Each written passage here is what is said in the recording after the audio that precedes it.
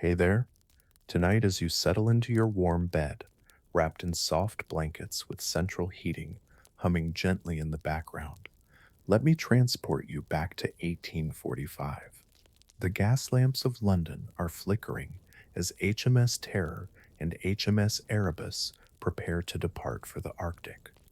You're about to discover why yes, you wouldn't last a single week in the frozen hell that awaited those brave, foolish souls who sought the Northwest Passage.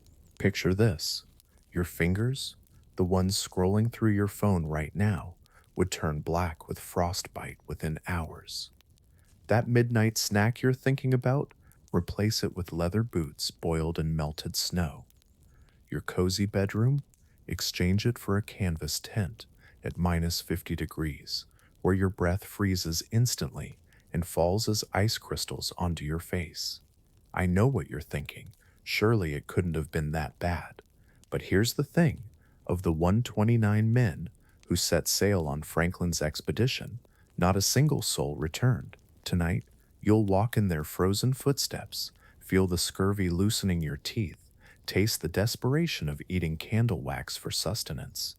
So dim the lights, pull those covers up tight, and let's journey together into the white wasteland where compass needles spin wildly, where the sun disappears for months, and where the greatest enemy isn't the cold, it's the slow creeping realization that you're never coming home. Sweet dreams. The Portsmouth docks stretched before you in the gray morning mist of May 19th, 1845, and your breath caught as you glimpsed the two ships that would carry you to either glory or doom. HMS Erebus loomed first, her black hull recently reinforced with iron plating, while HMS Terror sat beside her like a patient predator. You stood among 133 other souls, officers, sailors, marines, and ice masters, each man carefully selected for what the Admiralty promised would be the final conquest of the Northwest Passage. The crowd of well-wishers pressed against the barriers, waving handkerchiefs and calling out final farewells, but you barely heard them over the pounding of your own heart. Your wool naval uniform, still stiff with newness, scratched against your neck as you adjusted your kit bag one final time. The weight of your issued supplies, two pairs of wool stockings, three flannel shirts, a Welsh wig for extreme cold, and your precious tobacco ration pulled at your shoulder. Captain Sir John Franklin stood at the gangway of the Erebus, his round face beaming with confidence beneath his peaked cap, greeting each man personally. You noticed how the older sailors touched their lucky charms as they boarded, how the younger ones tried to hide their trembling hands. The ship's holds bulged with 3 years of provisions, 32,289 pounds of preserved meat, 3,684 gallons of concentrated spirits, 7,088 pounds of tobacco, and revolutionary new technology, steam engines, and a heating system that would surely defeat the Arctic cold. The first weeks at sea lulled you into false comfort as the ships sailed past familiar Scottish shores, and you marveled at how efficiently the vessel operated despite carrying enough supplies to sustain everyone for 3 years. Your daily routine fell into a predictable pattern: morning inspection at 6 bells, breakfast of burgoo porridge and ship's biscuit, then your assigned duties, whether scrubbing decks, adjusting sails, or maintaining the revolutionary Sylvester heating system that piped warmth throughout the ship. The officers dined on fine china and crystal, their quarters equipped with libraries containing 2,900 books, while you and the common sailors made do with tin plates and wooden spoons in the lower deck. You learned to sleep in a hammock strung mere inches from your neighbors, the constant creaking of timber and snoring of 30 men becoming an oddly comforting symphony. The ship's cats, brought aboard to control rats, became everyone's favorites, and you found yourself saving scraps of salt pork to earn their affection.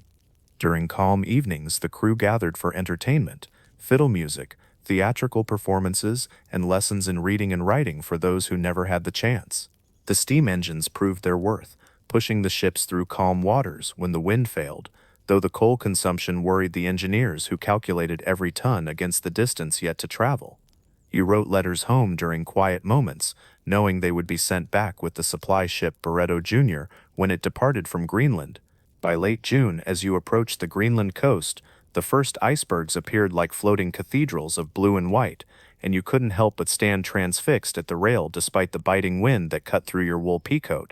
The temperature had dropped 20 degrees in 2 days, and frost formed on the rigging each morning, requiring careful work with bare hands to free the frozen ropes, your first taste of how the cold would become your constant enemy.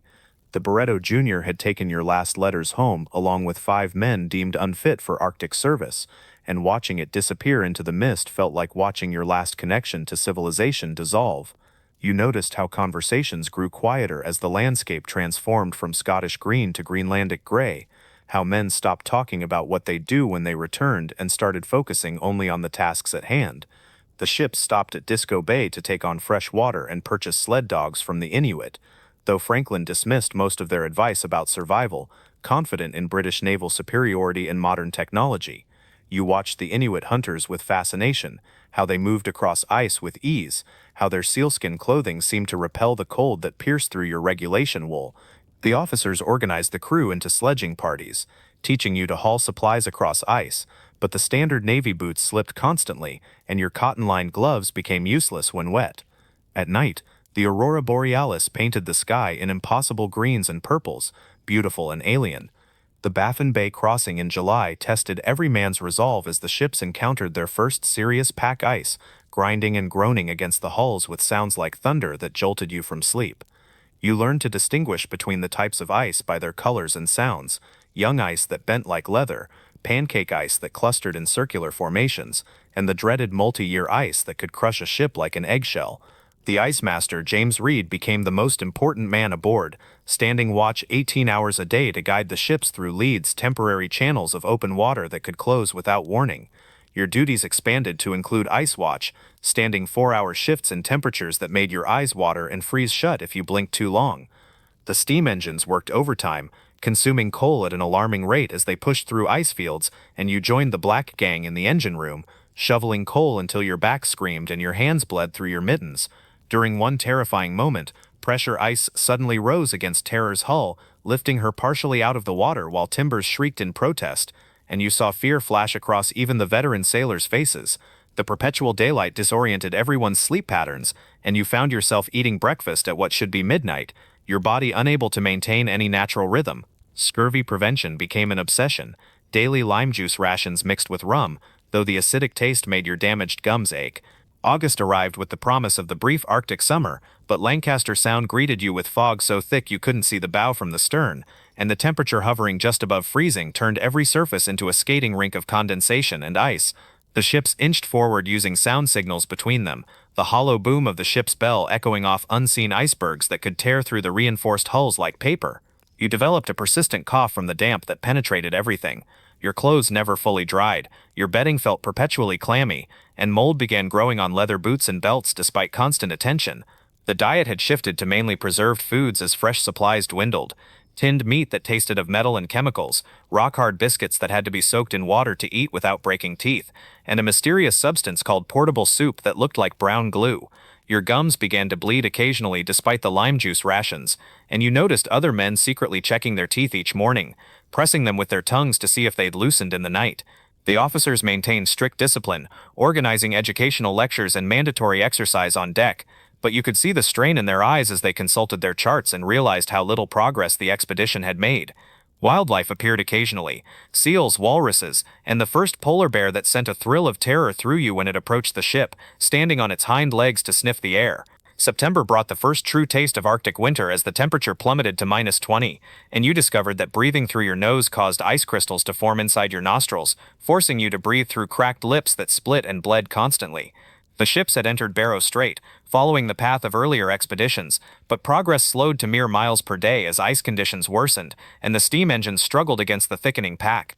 You learned about the Arctic's cruelest joke: whiteout conditions where sky and ice merged into a featureless void that destroyed depth perception, causing men to walk into objects they couldn't see or fall over ice ridges that appeared from nowhere. Your work party was assigned to cut through pressure ridges with saws and picks, back-breaking labor that left you gasping in air so cold it burned your lungs like fire. The first death occurred when able seaman John Torrington collapsed during deck duties, and you helped carry his body to the sick bay where he died 3 days later, Coughing blood, the doctor claimed it was consumption, but whispers spread about the tinned food. The burial on Beachy Island was your first Arctic funeral. Permafrost, so hard it took 12 hours to dig a shallow grave. Torrington's body wrapped in sailcloth and weighted with stones. The Union Jack fluttering in winds that cut through your funeral dress uniform like knives. That night, the aurora borealis danced mockingly overhead while you tried to forget the sound of frozen soil hitting the coffin. The decision to winter at Beachy Island came in late September when the ice locked both ships in place as surely as if they'd been cemented into concrete, and you watched the last leads of open water freeze over with a mixture of resignation and dread.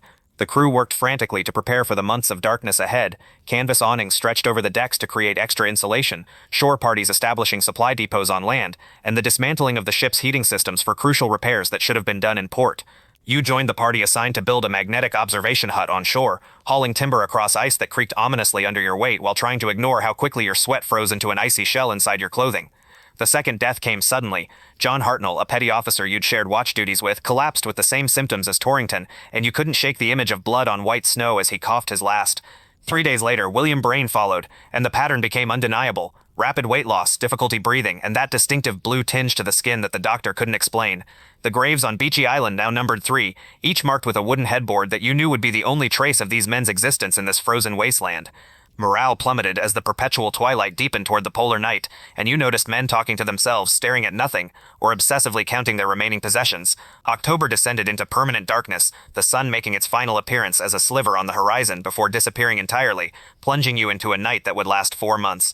The ship's schedules became arbitrary constructs, breakfast at what the clock claimed was morning, though no sunrise came, dinner in eternal darkness, sleep whenever exhaustion overwhelmed the constant anxiety.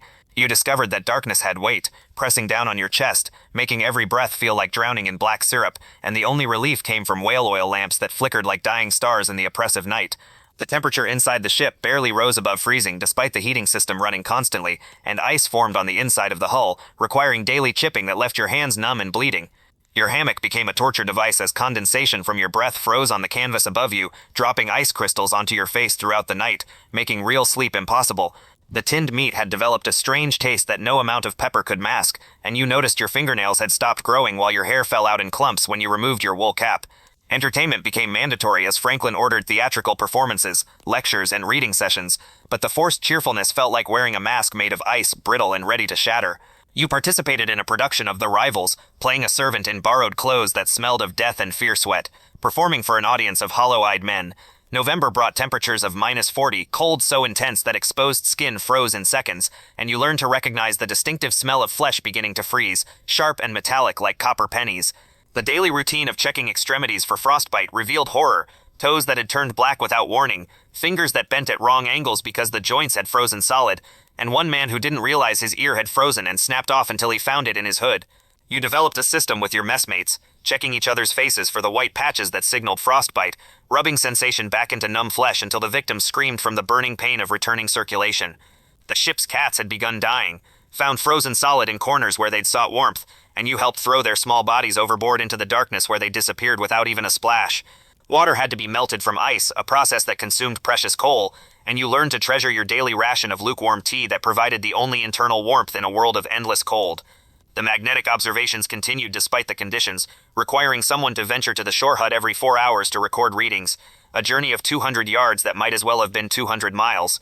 On your turn, you wrapped every piece of clothing you owned around yourself, creating a shuffling mummy of wool and canvas, but still the cold found ways through up your sleeves, down your collar, through the soles of your boots. December arrived with a phenomenon that drove men mad.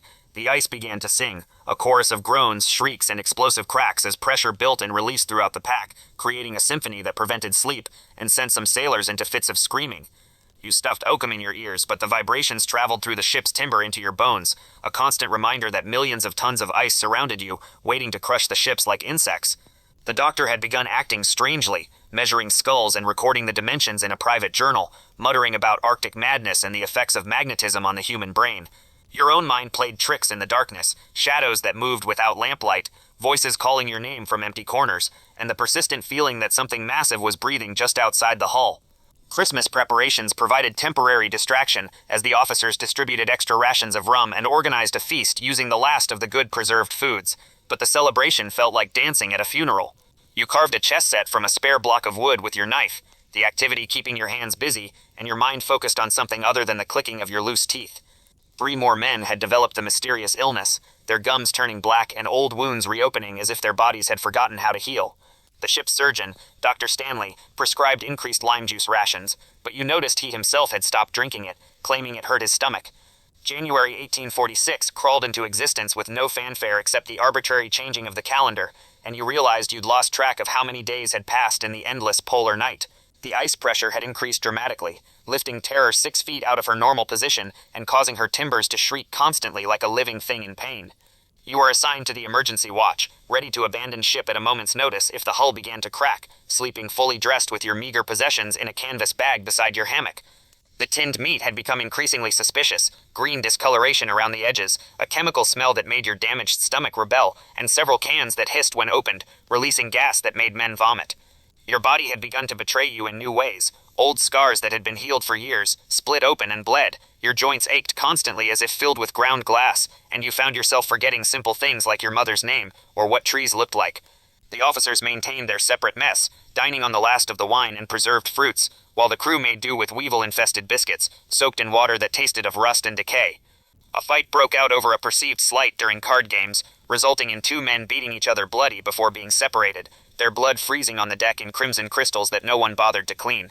February's arrival was marked only by slightly lighter darkness on the horizon at what should be noon, a gray twilight that mocked the concept of daylight.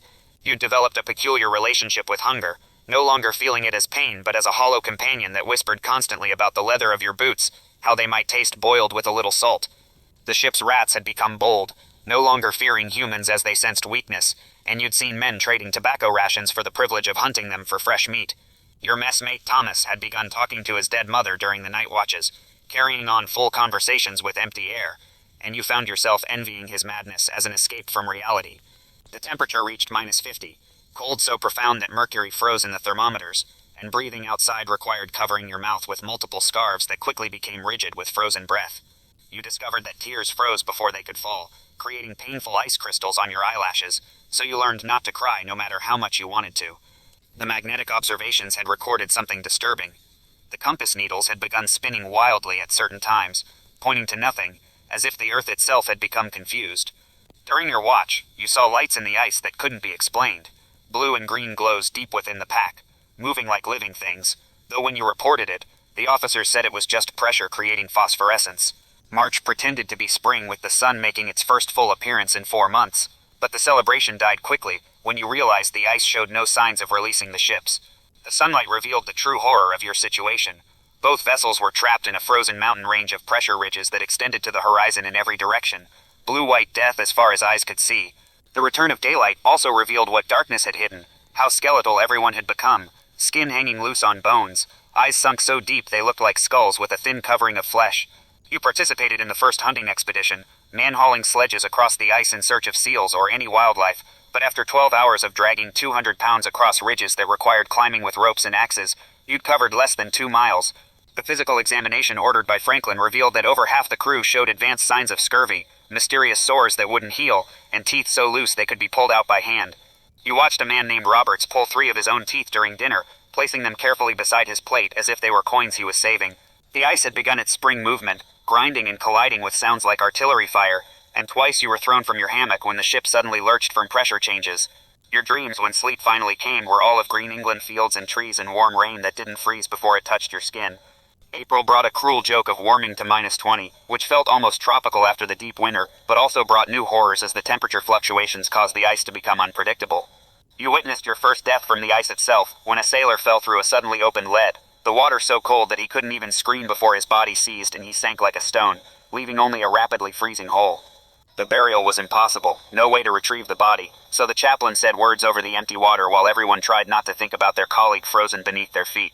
Your own body had become unrecognizable. You could count every rib, your hip bones jutted out like blades, and when you looked at your reflection in a piece of polished metal, a stranger with hollow cheeks and fevered eyes stared back. The tinned meat investigation had revealed lead soldering that leaked into the food, and the doctor finally admitted what everyone suspected. You were all being slowly poisoned, though there was no alternative but to continue eating it or starve. A polar bear approached the ships, and the hunting party's celebration turned to horror when their shots barely wounded it, the massive creature charging through a hail of bullets before finally dropping 30 feet from the nearest man. The bear's meat provided temporary relief, though it had to be cooked thoroughly after 2 men became violently ill from eating it half raw in their desperation for fresh food. May arrived with rising temperatures that should have brought hope, but instead brought a new nightmare as the ice began to move with violent unpredictability, opening leads that slammed shut within hours, creating pressure ridges that rose like mountains overnight. The ships groaned constantly under the shifting pressure, and you could hear rivets popping like gunshots as the iron plating bent and twisted. Franklin called a meeting to announce they would attempt to break free when the ice loosened enough, but privately experienced sailors whispered that the ships were too damaged, that another winter would crush them completely. Your duties now included ice sawing parties, cutting channels toward perceived open water, work so exhausting that men collapsed and had to be dragged back to the ships on the sledges meant for hauling ice blocks. The scurvy had progressed to where simply bumping into something left massive bruises that spread like purple stains across your skin, and you watched men's legs bow outward as their bones softened from malnutrition.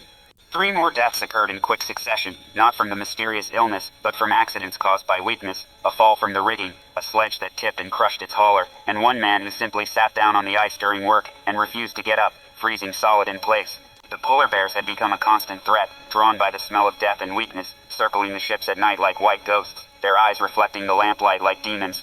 June's 24-hour daylight revealed the full extent of the ship's damage. Terror's hull had been compressed until her decks buckled, while Erebus listed at an angle that made walking difficult. The ice showed signs of breaking, but not releasing, instead creating a maze of shifting leads and closing pressure that made any attempt at navigation potentially fatal. You were part of the reconnaissance party sent to find a path through the ice, man-hauling supplies for a 5-day journey that covered less than 10 miles, every step a gamble on whether the ice would hold your weight. On the 3rd day, you encountered something that chilled you more than the cold. Scattered remains of an earlier expedition, bones picked clean by scavengers, remnants of uniforms frozen into the ice, and a journal whose pages crumbled at touch, leaving only fragments of words like starving and God help us.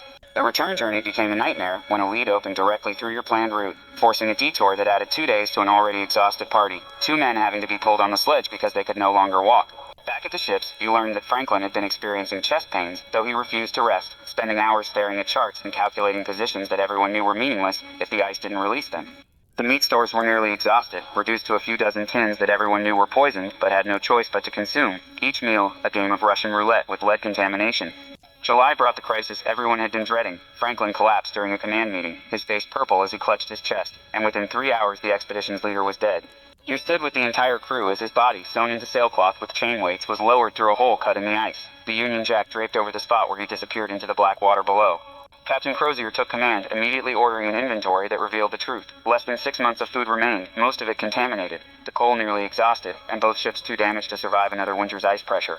The decision to abandon the ships was met with a mixture of relief and terror. At least you would be moving, taking action, rather than slowly dying in place. But everyone knew the nearest outpost was over 1,000 miles away across unmapped ice. You helped prepare the evacuation supplies, loading sledges with navigation equipment, remaining food, ammunition, and bizarrely items the officers insisted on. Silverware, dress uniforms, books, and a writing desk that would require 4 men to haul. Your personal possessions were reduced to what you could carry on your back: a change of clothes, your knife, a tin cup, and the chess piece you'd carved, kept as a reminder that you'd once been capable of creating rather than just surviving. The last night aboard Terror, you couldn't sleep, listening to the ship's familiar creaks and groans, knowing you were about to leave the only shelter you'd known for over a year. The morning of April 22nd, 1848, you joined 104 other survivors in abandoning the ships, watching them shrink into the distance as your sledge hauling party moved south across the ice. Each sledge weighed over 600 pounds, requiring 7 men to haul across pressure ridges that rose like frozen waves, the ropes cutting through your mittens and into your shoulders until blood soaked through multiple layers. Within the first mile, you understood the mathematics of death. At this pace, covering perhaps 3 miles in a 12-hour hauling day, the 1,000-mile journey to safety would take a year, and you had food for maybe 3 months. The officers maintained their privileges even in Exodus, riding on sledges when they tired while common sailors hauled until they collapsed, and you bit through your cracked lips to keep from screaming at the injustice. By noon, 2 men had already fallen and couldn't rise, left behind with a day's rations and a pistol, their eyes already accepting what their mouths couldn't speak. The ice was not flat, but a chaotic landscape of ridges, gaps and thin spots that required constant vigilance, and twice sledges broke through, requiring desperate rescue efforts that exhausted everyone involved. That first night, huddled in a canvas tent with 15 other men, you discovered that without the ship's protection, the cold was a living entity that crawled into every gap, and your sleep was just unconsciousness, punctuated by violent shivering. By the third day of the march, the veneer of naval discipline had begun to crack like ice under pressure, and you witnessed subordinates openly cursing officers who demanded they haul scientific equipment while men died from exhaustion. The gentleman's items, the desk, books, silverware, had been quietly abandoned during the night, left standing on the ice like monuments to delusion, though the officers pretended not to notice their absence. Your feet had become blocks of agony, each step sending shooting pains up your legs as frostbite ate deeper into tissue, and you knew without looking that some of your toes were dead, black things that would need to be cut off if you survived. The food distribution had become contentious, with accusations of officers taking larger portions, leading to a near mutiny that Crozier barely contained by threatening to shoot the ringleaders. You watched a man named Patterson simply stop during the march, sitting down on his sledge and refusing every entreaty to continue, his eyes empty as he waited for death with something almost like relief.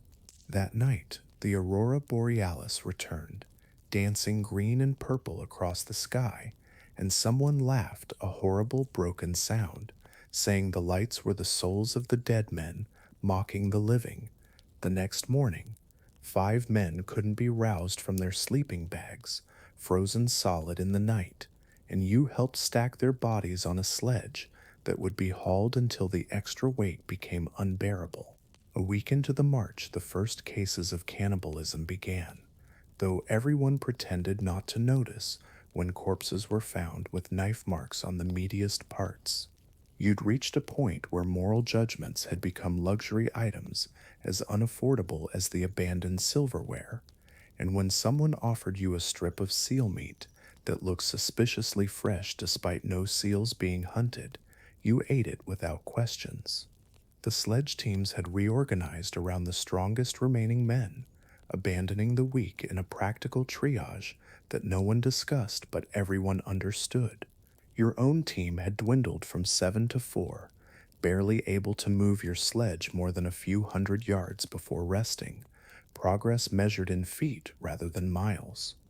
Crozier had stopped giving motivational speeches, his own face showing the skull beneath as starvation carved away everything non-essential, and command decisions were made by whoever had energy to make them. You found yourself forgetting why you were walking south, the destination becoming abstract compared to the immediate reality of placing one frozen foot in front of the other. During a rest break, you discovered you couldn't remember your sister's face, though you could still recall the taste of your mother's kidney pie, the memory so vivid it brought tears that froze immediately on your cheeks. That night, someone started singing a hymn, and others joined in, their cracked voices creating a horrible chorus that attracted a polar bear, which circled the camp just beyond rifle range, patient as death itself. 2 weeks into the death march, you encountered an Inuit hunting party who looked at your group with a mixture of pity and horror, offering seal meat and showing techniques for ice fishing that might have saved lives if anyone had energy to learn. The officers, maintaining their superiority even while dying, rejected most of the Inuit help, insisting British naval standards would see them through, though you noticed Crozier quietly traded his gold watch for a sealskin parka. You tried to communicate with the hunters using gestures, learning that open water lay to the west, but the information was useless as the sledges couldn't be abandoned and boats couldn't be hauled that far. The Inuit left after 2 days, clearly considering your party already dead, and you saw them make signs against evil as they departed, their dogs whining and pulling away from your camp. That night, the man sharing your sleeping bag died quietly, and you had to make the choice between alerting others and losing his body heat, or waiting until morning. You waited, pressing against the cooling corpse for warmth, while trying not to think about what you'd become. The next day's march revealed a horrific sight, an earlier campsite of your own party, bodies arranged, sitting around a cold fire as if they'd simply frozen mid conversation, their faces turned toward each other in eternal discussion. You recognized one as Thompson from your mess, though his face was now a leather mask stretched over bone. By May, your group had fragmented into smaller parties, each moving at their own pace toward death, and you found yourself with 8 others who'd wordlessly agreed to share the same fate. The mathematics of survival had become simple. Each man who died meant his rations could be divided among the living, his clothing scavenged for warmth, his body potentially becoming food when the last tins were gone. You'd stopped feeling guilt about these calculations, emotion being another luxury you couldn't afford, though sometimes at night you'd hear men crying in their sleep, calling for mothers who would never answer. Your own body had begun the final stages of shutdown. Your hair fell out in clumps, your fingernails had stopped growing and begun to detach, and you could press your finger into your flesh and leave a dent that took minutes to fill back in. Signs of severe protein deficiency.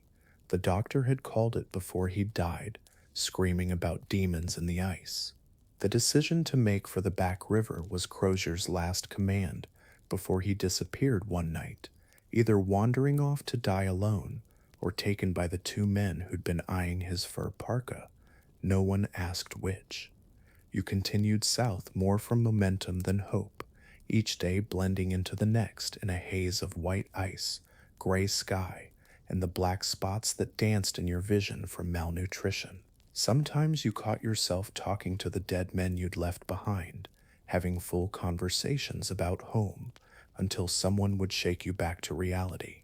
June brought a cruel warmth that turned the ice surface to slush during the day, soaking through your worn boots and refreezing at night, ensuring your feet were constantly wet and rotting. The smell of gangrene had become so common you no longer noticed it, though you'd helped cut off 3 men's toes with a saw blade, the men biting leather straps to keep from screaming.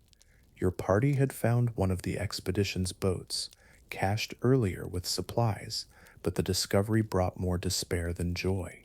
Inside were chocolate, soap, books, and curtain rods, but barely any food, as if whoever packed it had been preparing for a garden party rather than survival. You loaded what you could use and left the rest, though one man insisted on carrying a Bible that weighed 5 pounds, clutching it like it might save him, even as his body failed.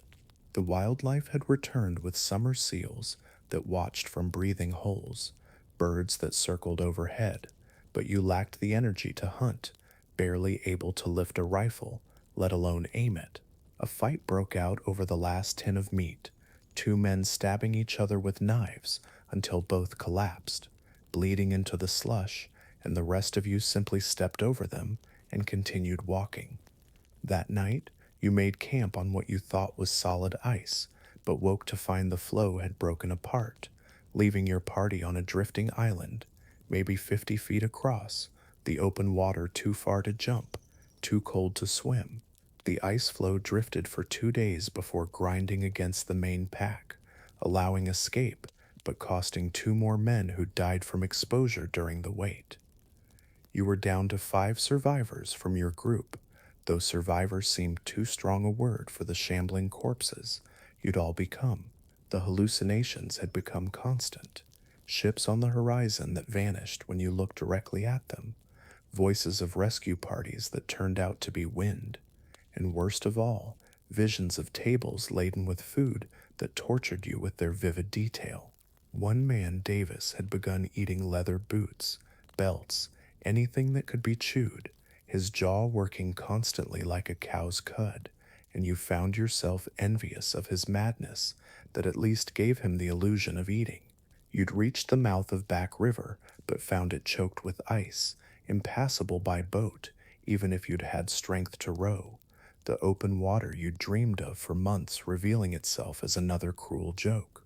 Your last navigation reading showed you were still 800 miles from the nearest Hudson Bay Company outpost. Might as well have been 8,000 for all the chance you had of reaching it. That night, you made the collective decision without words. You would stop here. No more walking, no more hauling. Just wait for the end with whatever dignity remained.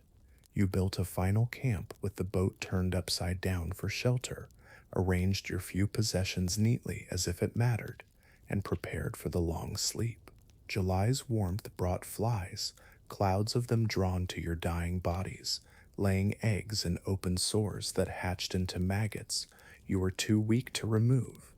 You'd stopped feeling disgust at the writhing in your flesh, viewing it with detached curiosity as nature beginning to reclaim you before you were even dead. Only 3 of you remained conscious. Davis had stopped responding 2 days ago, though his chest still rose and fell, and Williams had crawled away in the night, leaving a trail of blood that ended at the river's edge.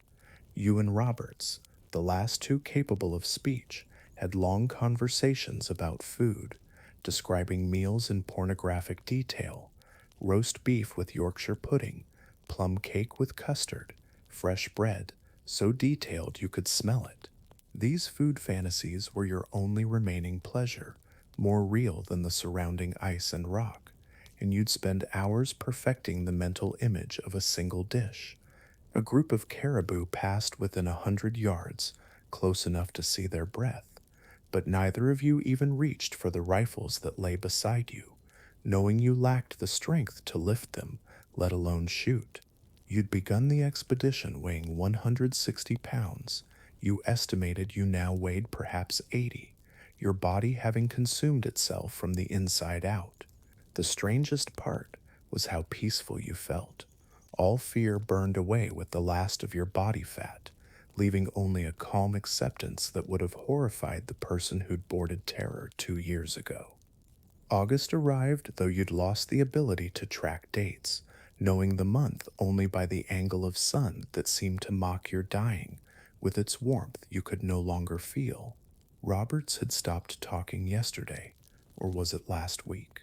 Though his eyes still tracked the clouds that passed overhead, and you wondered if he was already dead, just his eyes forgetting to close. You'd made an interesting discovery. At a certain point of starvation, hunger disappears, replaced by a floating sensation, as if your consciousness had detached from your ruined body. The maggots had cleaned your wounds down to clean pink tissue, performing a service your body could no longer manage, and you felt gratitude toward them as the only living things still keeping you company. You tried to write a final message using charcoal on a piece of canvas, but your hands couldn't form letters anymore, creating only wavering lines that might have been words or might have been nothing. A raven landed nearby, hopping closer with professional interest, and you tried to shoo it away before realizing you wanted it there.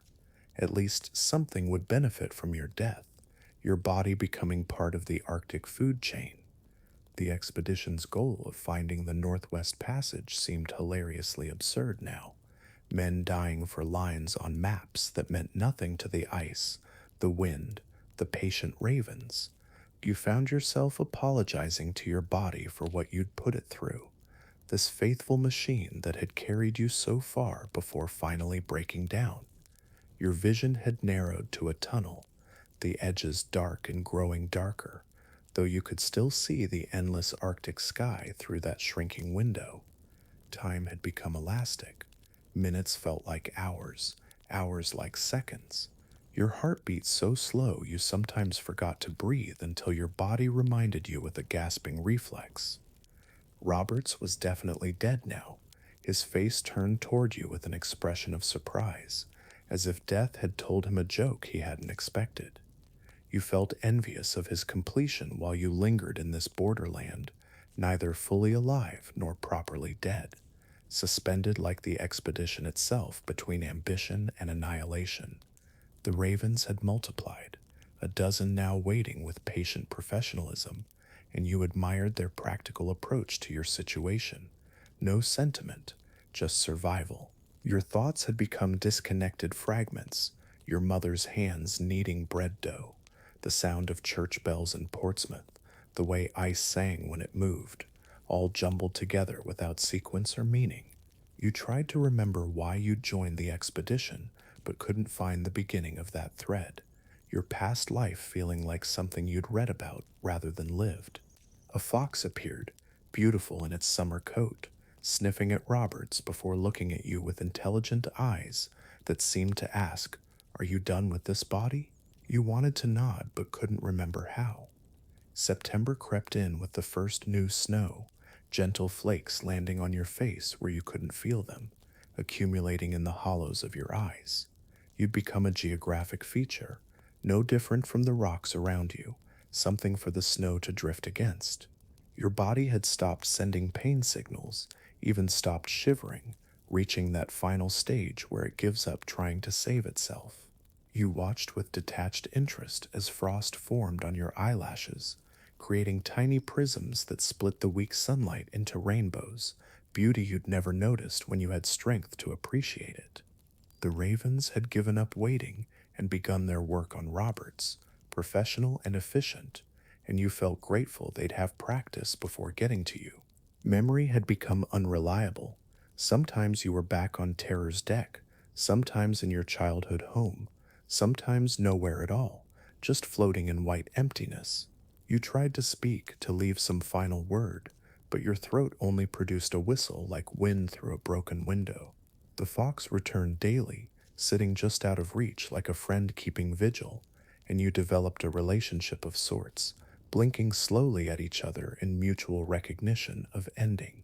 Your breathing had become voluntary rather than automatic, each breath a conscious choice to continue or stop, and increasingly stopping seemed like the right answer. October brought the return of true cold, though you were beyond feeling it, your body temperature having dropped so low that ice and flesh had reached equilibrium.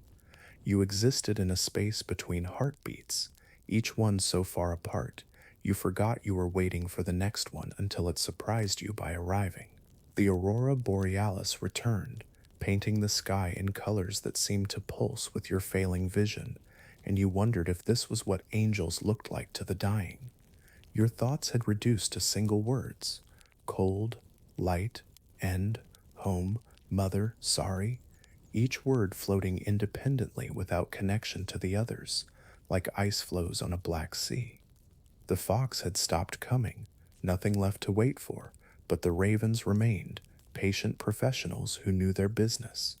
You could no longer close your eyes, the muscles having failed, so you watched helplessly as the world continued without you, clouds passing, stars emerging, the sun barely scraping the horizon before disappearing.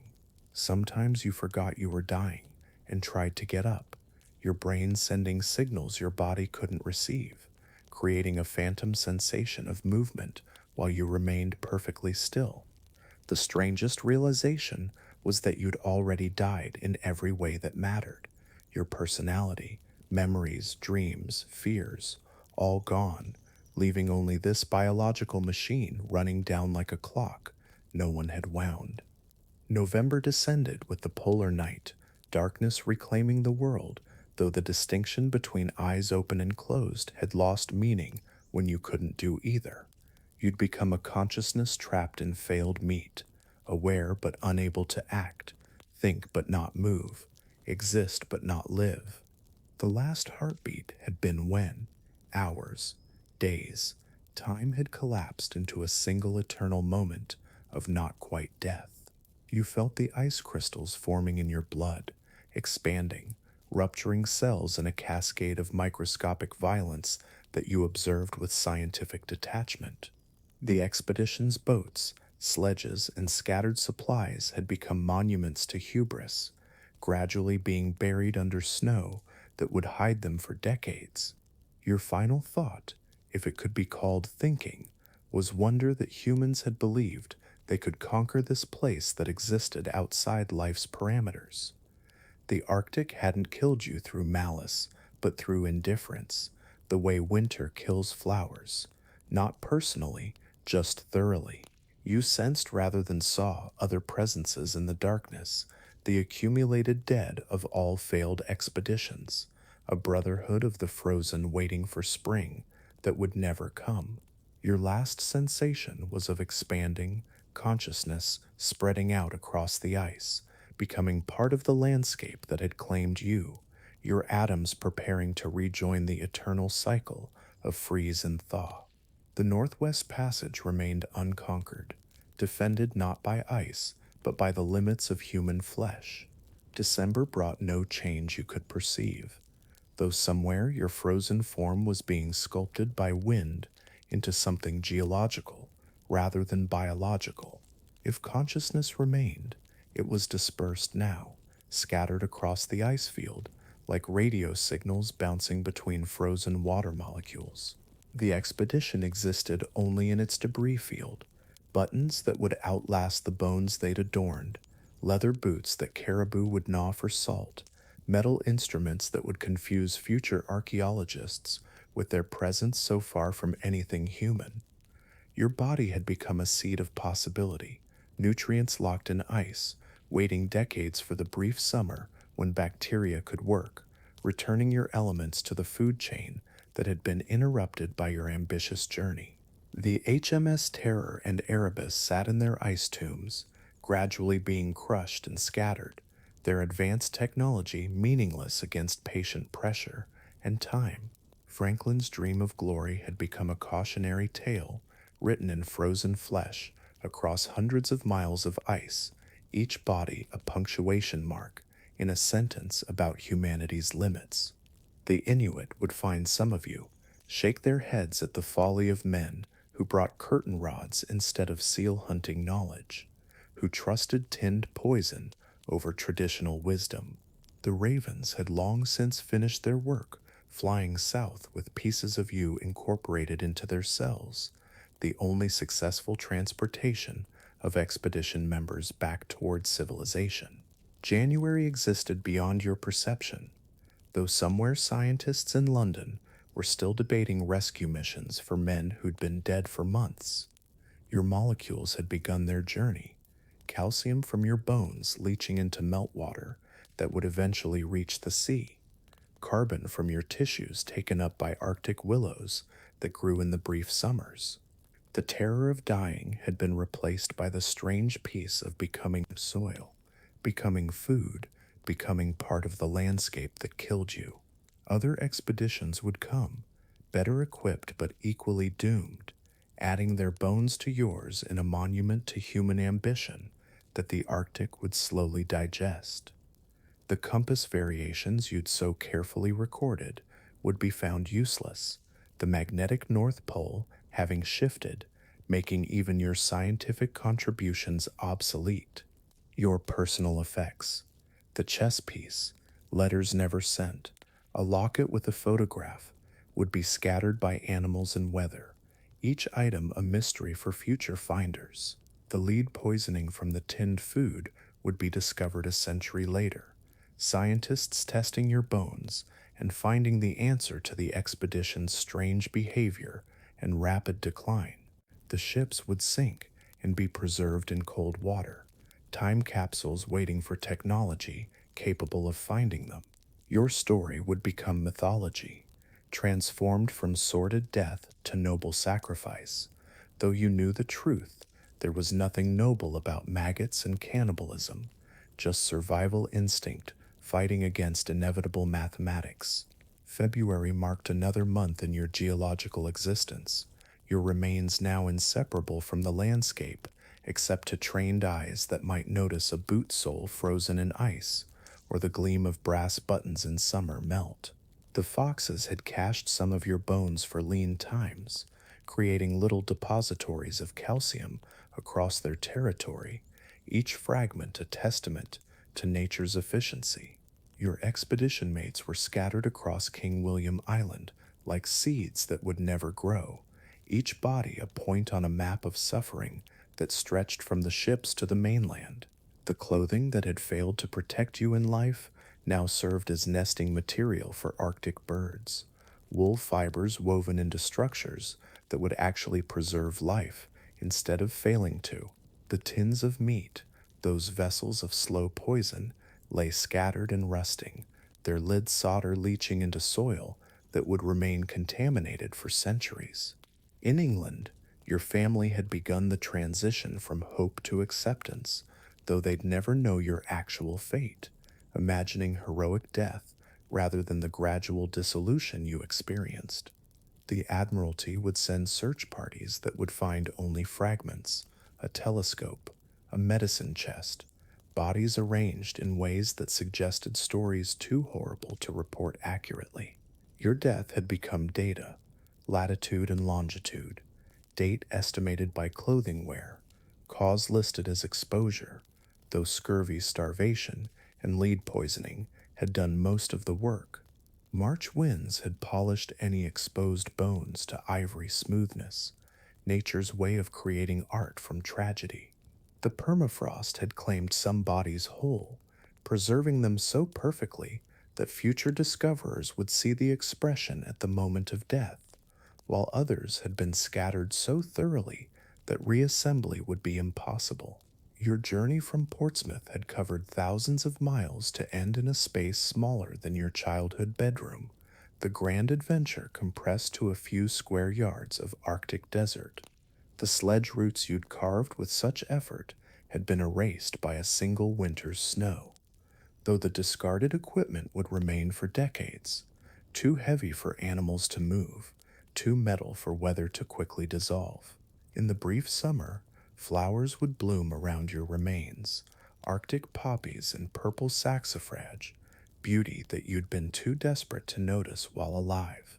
The Inuit would tell stories about the expedition for generations, cautionary tales about the pale men who brought too much and knew too little, who walked past salvation because they couldn't recognize it. Your names would be forgotten except in official records, though Franklin's lost expedition would become synonymous with hubris and disaster.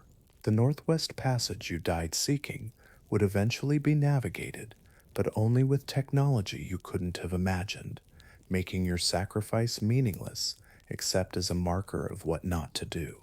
April sunlight revealed what winter had hidden, your remains now fully integrated into the Arctic ecosystem, no longer foreign, but naturalized through decomposition. A polar bear had discovered one cache of bodies, scattering them further in its feeding, your expedition providing one meal in the endless hunger of Arctic predators. The permafrost had created natural mummies of some crew members, their faces still showing the gaunt desperation of their final days, preserved testimonies to the price of ambition. Your uniform buttons had oxidized green, creating small spots of color in the monochrome landscape, while leather and cloth had been processed by bacteria into nutrients that fed the sparse vegetation. The magnetic readings you'd taken with such dedication lay in waterlogged journals, ink running into illegible streams, scientific data returning to entropy. Search expeditions had begun to find evidence, cairns with desperate messages, boats pointed in wrong directions, bodies arranged in ways that suggested madness had preceded death. Your personal sacrifice had become statistics, mortality rates, survival duration, distance traveled per day, numbers that future expeditions would use to calculate their own chances. The ice had begun its annual breakup, temporarily opening the passage you died seeking, though no ship was there to witness the brief opportunity.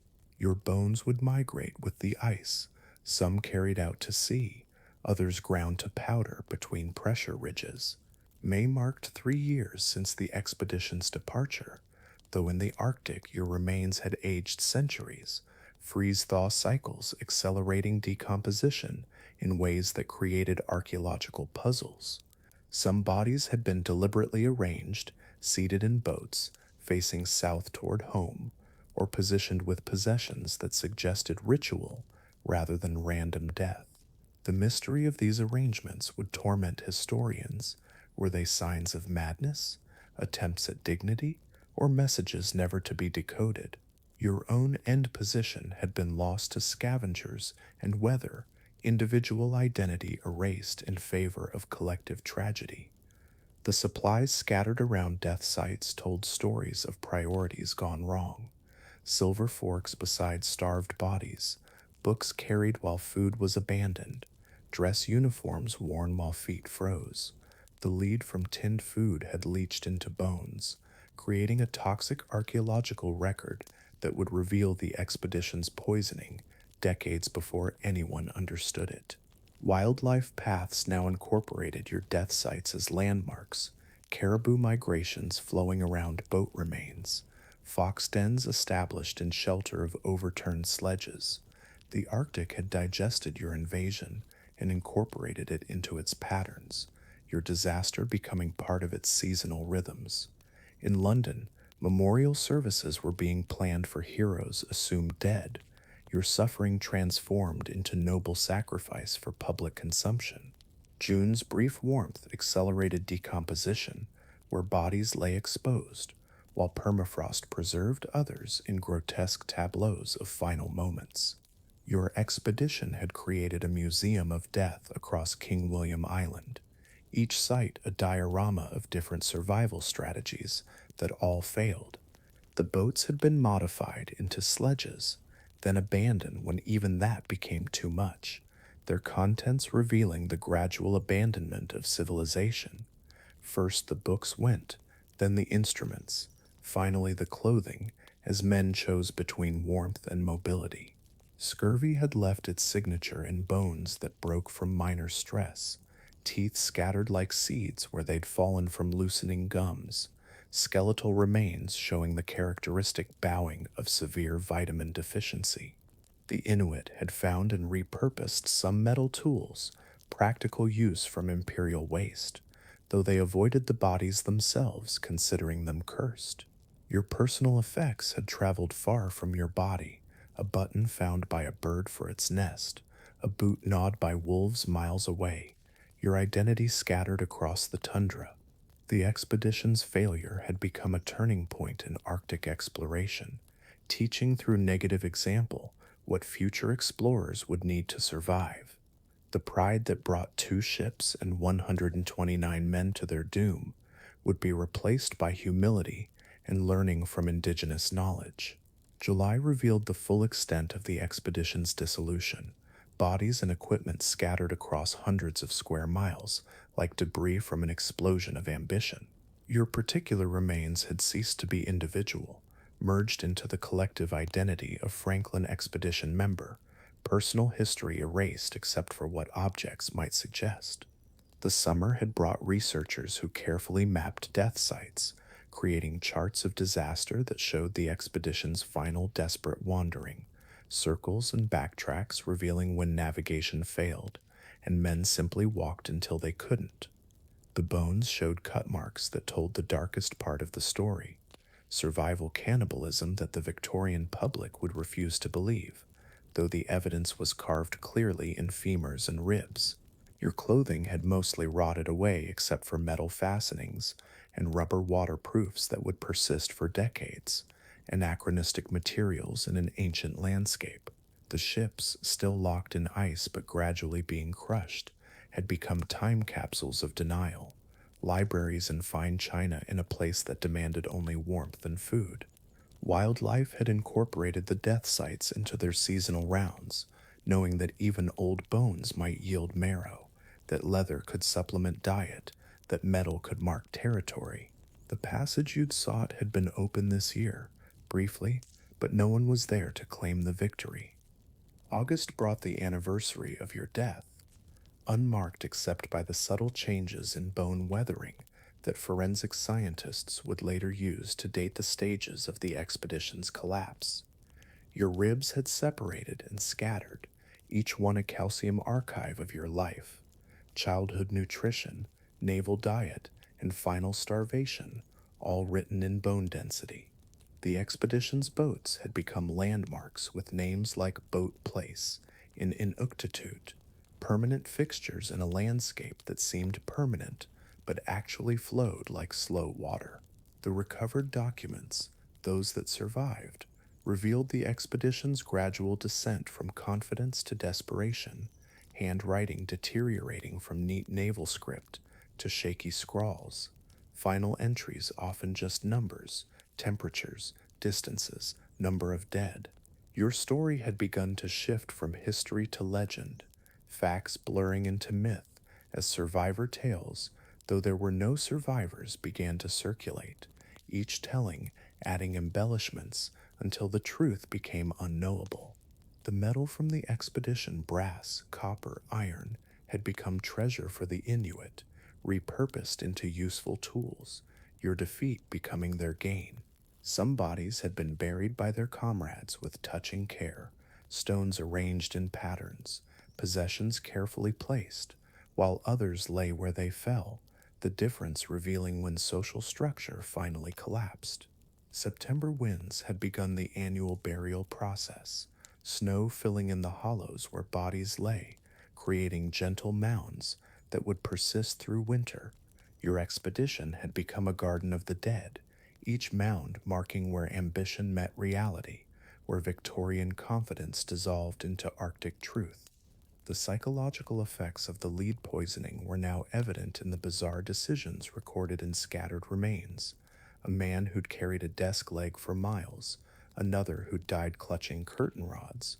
Choices that made sense only to minds twisted by heavy metal toxicity. Your own final days were written in your bones' isotope signatures. The shift from ship's rations to attempted hunting to possible cannibalism, all recorded in chemical changes that would tell your story long after paper records rotted. The Franklin expedition had become a watershed moment in exploration, the point where romantic adventure met industrial poisoning, where heroes became victims of their own technology. Search parties had given up on finding survivors, now only seeking to understand what happened, piecing together a disaster from fragments and bones. Your mother would die never knowing your fate, though she'd kept setting a place for you at Christmas dinner for 5 years, unable to accept that the Arctic had claimed you. The Northwest Passage remained unconquered, protected by ice and decorated with your bones. October had returned the polar night, your bones now experiencing their third winter since flesh abandoned them. The Arctic had no sentiment about your remains, processing them with the same indifference it showed to driftwood or whale carcasses, matter to be recycled when conditions allowed. Your skull, if it remained intact, had become a calcium deposit that would eventually enrich some patch of tundra, your thoughts and dreams irrelevant to the chemistry of decomposition. The expedition's scientific instruments lay scattered and corroding, their precise measurements meaningless now, the magnetic north they'd sought to map having shifted beyond their calculations. In England, the Admiralty was planning new expeditions, having learned nothing from your disaster except to bring more supplies, as if quantity could overcome the Arctic's quality of cold. Your personal letters, those sent before the final departure from civilization, had become family treasures, last words reread until the paper wore thin, though they revealed nothing of your actual fate. The terror of your name, HMS Terror, had proven prophetic, though the horror came not from enemy action, but from nature's indifference to human ambition. Some of your expedition mates had been found by Inuit families who'd given them proper burial by their customs, showing more respect for foreign dead than the expedition had shown for foreign living. November marked the descent into another polar night, your remains now archaeological features rather than human tragedy. Graduate students would eventually write dissertations about the expedition's failure, analyzing your death through frameworks of colonialism, technology, and hubris, turning suffering into academic credits. Your bones had been gnawed by everything from lemmings to polar bears, each species taking what it needed, democracy of hunger that recognized no rank or nationality. The tins of meat, those vessels of poison, had become environmental hazards that would contaminate soil for centuries. Your expedition's toxic legacy outlasting any positive contributions. In the ship's frozen holds, rats had died at their posts, perfectly preserved in ice, the only crew members who'd stayed with the vessels to the end. Your uniform, or what remained of it, had been found far from any body, carried by wind or animal, brass buttons telling a story of ranks that had meant everything in Portsmouth and nothing in the Arctic.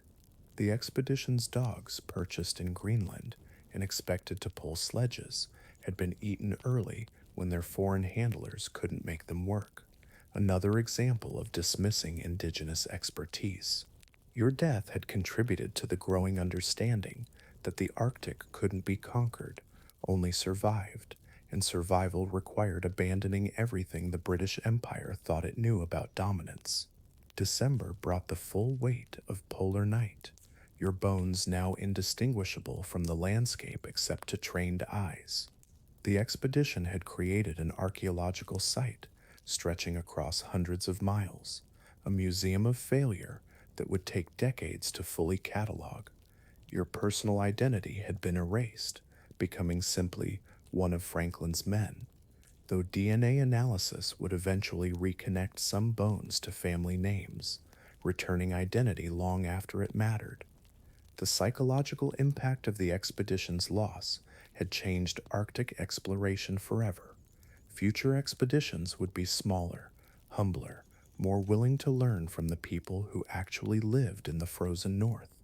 Your death had been transformed into data points, survival duration, distance traveled, rate of decline, all calculated to prevent future disasters. The ships had finally sunk, Terror and Erebus joining you in the Arctic's permanent collection, preserved in cold water that would maintain them better than any museum. Wildlife migration patterns had adjusted to include your death sites as seasonal resources, bones providing calcium, metal marking territories, your disaster incorporated into Arctic rhythms. The passage you died seeking would remain economically unviable even after being mapped, ice and weather making it useless for trade, your sacrifice ultimately pointless. January would pass unnoticed by your remains, another arbitrary human time marker in a place that recognized only light and darkness, freeze and thaw.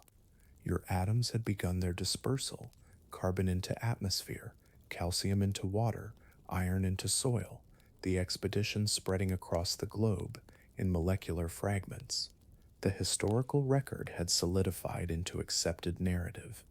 Brave men defeated by nature, though the truth of lead poisoning, poor planning, and cultural arrogance would emerge slowly. Your family name appeared on a memorial in Westminster Abbey, carved in stone that would outlast your bones, though the memorial's location in warm, safe London mocked the reality of your death. Future technology would find the ships, photograph the bones, analyze the failures with tools you couldn't have imagined, turning disaster into documentary, suffering into entertainment. The Inuit stories about the expedition would prove more accurate than official reports, oral history preserving truths that written records obscured or denied. Your legacy was negative space, lessons about what not to bring, curtain rods, what not to eat, lead contaminated food, what not to ignore, indigenous knowledge, a education written in absence. The Arctic had won completely, not through malice but through being itself, unchangeable by human ambition, decorated now with the bones of those who thought otherwise. The final chapter of your story wouldn't be written for over a century, when warming seas opened the passage you died seeking, though by then aviation and modern shipping had made your route obsolete. Your bones, those that remained, had become geological features, pressed into permafrost that was beginning to thaw, releasing 19th century carbon into 21st century air. The expedition's failure had taught humanity humility about the Arctic, though that lesson would be forgotten as technology advanced, new generations believing they could succeed where you failed. Your individual story had been lost among 129 others, though occasionally a researcher would connect a button or bone to a name, briefly resurrecting identity before returning it to collective tragedy. The ships would be found using sonar and remote vehicles, their preservation revealing the expedition's final days, charts still on tables, clothes in drawers, everything abandoned in order as if the crew expected to return. Your death had contributed to the eventual successful navigation of the Northwest Passage, each frozen body a marker of what to avoid, though success came too late to matter commercially. The Arctic had begun to change, ice melting and reforming in new patterns, but your bones remained, witnesses to when ice was emperor and humans were merely visitors who'd forgotten they couldn't stay. In the end, you hadn't conquered the passage, you'd become part of it. Your calcium and carbon inseparable from the land that killed you. Your story, a warning written in bone that said simply, you wouldn't survive Arctic exploration in the 1800s, and neither did we.